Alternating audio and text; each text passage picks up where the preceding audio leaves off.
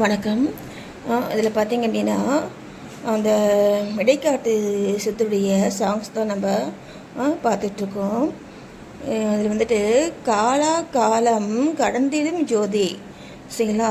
நம்ம எவ்வளோ காலமாக கடந்து வந்துட்டுருக்கக்கூடிய அந்த ஜோதி பிணம்பான அந்த கடவுளை, சரிங்களா? அந்த ஜோதி வந்து நமக்குள்ளே தெரியக்கூடிய ஜோதியும் சரி, அதே மாதிரி ஜோதியாக தான் கடவுளை வந்துட்டு நம்ம பார்க்குறோம் இல்லையா?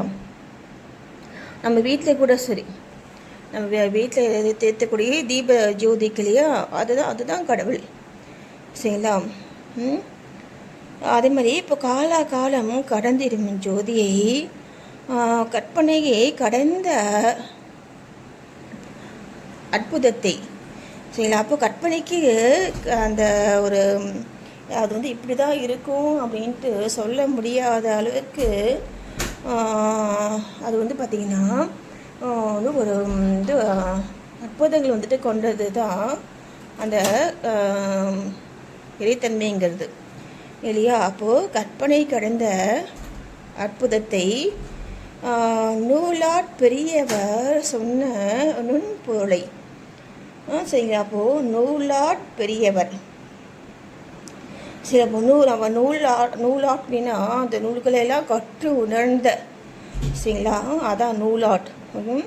அந்த பெரியவர்களாக சொன்ன அந்த நுண்பொருளை, சரிங்களா? அது ரொம்ப அப்படியே உயிர் மாதிரி தான் சொல்கிறாங்க இல்லையா? உயிராக இருக்கக்கூடியும் உயிராக இருக்கக்கூடியதும் அந்த கடவுள் தான்.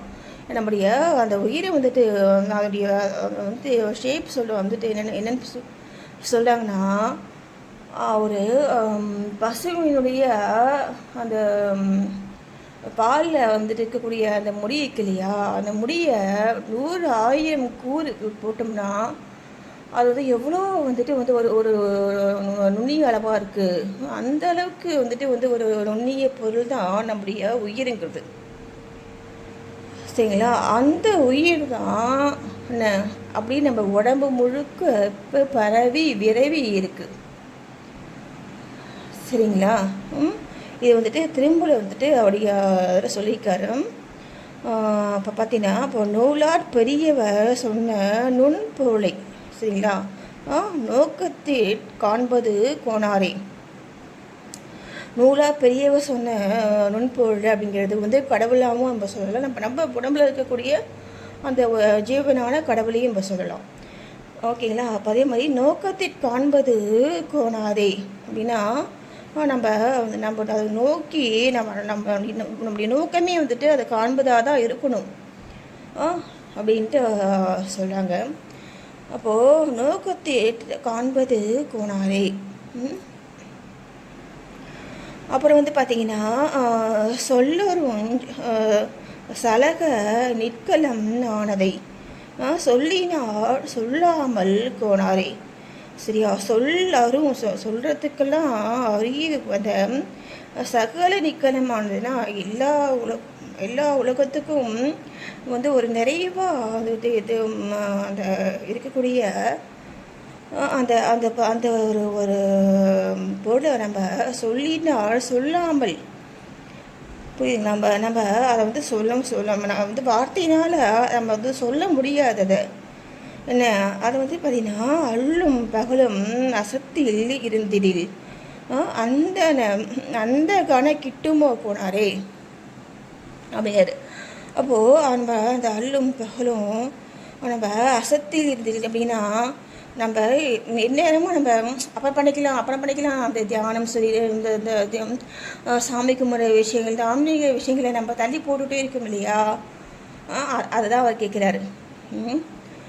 அல்லும் பகலும் அசத்தில் இருந்ததில் அந்த கிட்டும் போனாரே, நமக்கு அந்த இறைவனை பார்க்கக்கூடிய அந்த குணம் நமக்கு கிட்டாது இல்லையா? அப்போ நம்முடைய அந்த வாழ்நாள் நம்ம அப்புறம் பார்த்துக்கலாம், அப்புறம் நம்ம தள்ளி போடக்கூடிய ஒவ்வொரு காலமுமே நமக்கு ஒரு அந்த ஒரு கணமுமே நமக்கு வீண் தானே இல்லையா? நம்ம அந்த தள்ளி போட்டால் அந்த கணம் நமக்கு கிடைக்காதுல்ல. அதான் அவரை சொல்கிறாரு. அதான் நம்ம வாழ்க்கையில் நம்ம கடந்து போன ஒரு கண் எமிக்கக்கூடிய அந்த ஒரு செகண்ட் கூட நம்மளால் திரும்ப கொண்டு வரவே முடியாது. அதனால் காலம் பொண்ணை விட மேலானது. சரிங்களா? பொன் போடுறது கிடையாது. பொண்ணு கூட சரி, நம்ம ஒரு ஒரு ஒரு காலம் எல்லாம் ஒரு காலத்தில் நம்ம வாங்க முடியும். அதனுடைய மதிப்பு நம்ம சொல்ல முடியும் இல்லையா? ஆனால் காலம்ங்கிறது மதிப்பே இல்லாதது, விலை மதிக்க முடியாதது தான் அந்த காலம். அதை தான் அவர் சொல்கிறாரு பாருங்க. அந்த காலம் கிட்டு போனாரே அப்படின்னு கேட்குறாரு. சரிங்களா? அப்போ சொல்லரும் சகல நிக்கலமானதை சொல்லினாட் சொல்லாமல் போனாரே, அல்லும் பகலும் அசத்தில் இருந்ததில் அந்த காலம் கிட்டுமோ போனாரே அப்படிங்கிறாரு. சரிங்களா? அவர் பார்த்தீங்கன்னா சூரியன் வாழ்பட்ட துய்ய பனிக்கெடும் தோற்றம் போல் வெவ்வினை தூள்படவே நம்ம சூரியனுடைய அந்த கதிர்வீச்சுக்கள் அந்த வால் போன்ற அந்த அந்த கிரகணம், அந்த வெயில் சொல்கிறாங்க இல்லையா, அந்த சூரிய ஒளி அதை பட்ட உடனே பார்த்தீங்கன்னா அந்த பனி போயிடுது இல்லையா? அந்த பூமியில் கூட பனி போயிடுது. அதே மாதிரி தோற்றம் போல் வெவ்வினை தூள்படவே, அது மாதிரி அந்த வெவ்வினை அந்த ஒரு அந்த வலிமையான அந்த வினை நம்ம செய்த அந்த ஒரு வினை, அந்த செயல்களுடைய கர்மாக்கள் அதான் சொன்னாங்க. அது தூள்படவே, அது தூள் தூளாக ஆயிடணும், அதெல்லாம் தூள்படணும். அதே மாதிரி நாரி இடபாகன் தாள் நெஞ்சில் போற்றியே, நாரி இடபாகன் தாள் நெஞ்சில் போற்றியே. இது இந்த சிவன் தான் சொல்கிறாங்க. ஏன்னா இடப்பாக்கத்தில் அந்த அம்மை இருக்காங்க இல்லையா, சக்தி இருக்காங்க இல்லையா, அதான் பார்த்திங்கன்னா நாரி இடப்பாகன் தாள் நெஞ்சில் போற்றியே. நம்முடைய நெஞ்சத்தில் அந்த செவினுடைய அந்த ஒரு பாதத்தை நம்ம நினைக்கணும். நினச்சோம் அப்படின்னா நட்பதி சேர்ந்திடும் கோனாரே. நம்ம அது மாதிரி நம்ம நினச்சோம் அப்படின்னா நம்ம அந்த பதியான அந்த கடவுளை நம்ம போய் சேர முடியும் அப்படின்னு சொல்கிறாங்க பாருங்க. அப்போ சூரியன் வாழ்பட்ட தூய படிக்கிடும் தோற்றம் போல் வெவ்வினை தூள்படவே நாரி இடப்பாகன் தாள் நெஞ்சில் போற்றியே நட்பதி சேர்ந்திடம் கோனாரே. சரிங்களா? நம்ம அந்த மாதிரி நம்முடைய மனதில் அந்த சிவனை நம்ம நினச்சோம் அப்படின்னா நம்முடைய சிவனுடைய பாதத்தை நம்ம நினைச்சோம் அப்படின்னா நம்முடைய அந்த நட்பதி,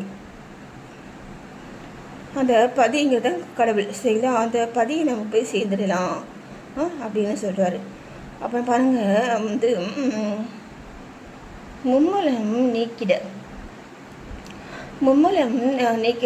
அப்படிங்கிறத பார்த்திங்கன்னா ஆணவம், கண்மம், மாயை அப்படின்னு சொல்லக்கூடியதான் நம்முடைய 3 மலங்கள்லாம் அழுக்குகள். சரிங்களா? நம்மக்கிட்ட இருக்கக்கூடிய ஆனால் இருக்கக்கூடாத, சரிங்களா, ஆணவம், கண்மம், மாயை. சரிங்களா? இது 3 நீக்கினா இல்லாமல் இருக்குன்னா முப்பொறிக்கு எட்டாத, முப்பொறிக்கு அப்படின்னா நம்ம மீவாய் கண்புக்கு செவிக்கு இல்லையா, இதில் பார்த்தீங்கன்னா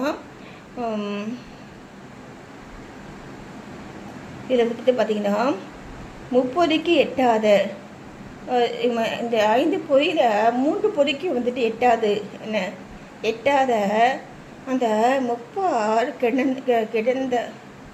கிடந்ததாம். சரிங்களா? முப்பார் கிடந்ததாம்.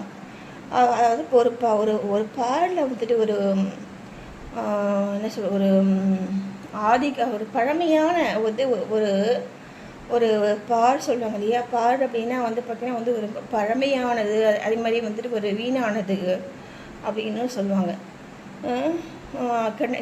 கிடந்ததாம். சரியா? நம்முடைய உயிர் தான் சொல்கிறாங்க. சரியா? அப்பாறை செம்மறியோட்டிய வேலை அமையத்தும் சிந்தையில் வைப்பீரே கோனாரே. சரிங்களா? அப்பாறை என்ன முப்பால் கிடந்ததாம் அப்பாறை நம்முடைய அந்த அந்த உயிரை சரியா செம்மறி யோட்டைய வேலை அமைத்தும். ஏன்னா அந்த இடைக்கால சித்திரம் வந்துட்டு பார்த்தீங்கன்னா ஆடு மேய்ப்பவர். சரிங்களா? அதனால் அவர் செய்யக்கூடிய அந்த தொழில் வச்சு அவர் வந்து அந்த பாட்டை வந்து சொல்கிறாரு. சரிங்களா? இப்போது செம்மறி யோட்டிய வேலை அமையத்தும். நீங்கள் அப்போ அவர் வந்துட்டு இந்த ஆடு வந்துட்டு மேய்ச்சிட்ருக்காரியா, அந்த நேரத்தில் கூட சரி நீ வந்துட்டு இந்த சிந்தையில் இருந்து வைப்பீரே கோனாரே. நீ வந்துட்டு எந்த வேலை செய்துட்டு இருந்தாலுமே நம்ம அந்த ஈசனை நம்முடைய வந்து மனதில் வந்து வைக்கணும் அப்படின்னு சொல்கிறாங்க. சரிங்களா? அது இப்போ பாருங்கள், மும்மலம் நீக்கிட முப்பொறிக்கு எட்டாது. சரிங்களா? முப்பால் கிடந்ததாம் அப்பாறை செம்மொழியோட்டிய வேலை அமையத்தும் சிந்தையில் வைப்பீரே கோனாரே. ஓகேங்களா? இப்போது மெய் வாய் கண் மூக்கு செவி. சரிங்களா? இது 3 தான் வந்துட்டு அந்த 5 பொறி. என்ன இது வந்து பார்த்தீங்கன்னா வந்துட்டு முப்பொறிக்கு எட்டாது அப்படின்னா நம்முடைய கண்ணுக்கு தெரியாதது. சரிங்களா? மெய் வாய் கண் மூக்கு செவி 3 பொறிக்கு அது வந்துட்டு எட்டாது. அது நம்ம வந்து இப்போ காண முடியாது அப்படின்னு சொல்கிறாங்க. ஏன்னா வந்து கடவுளை வந்து பார்க்க முடியாது இல்லையா? அதனால் அப்போ மீதியை இருக்கக்கூடிய 2 பொறியினால் நம்ம அந்த கடவுளை வந்துட்டு நம்ம வந்து உணரலாம். சரிங்களா? அப்படின்னு நம்முடைய மனதினால் அந்த கடவுளை நம்ம வந்துட்டு உணரலாம் இல்லைங்களா?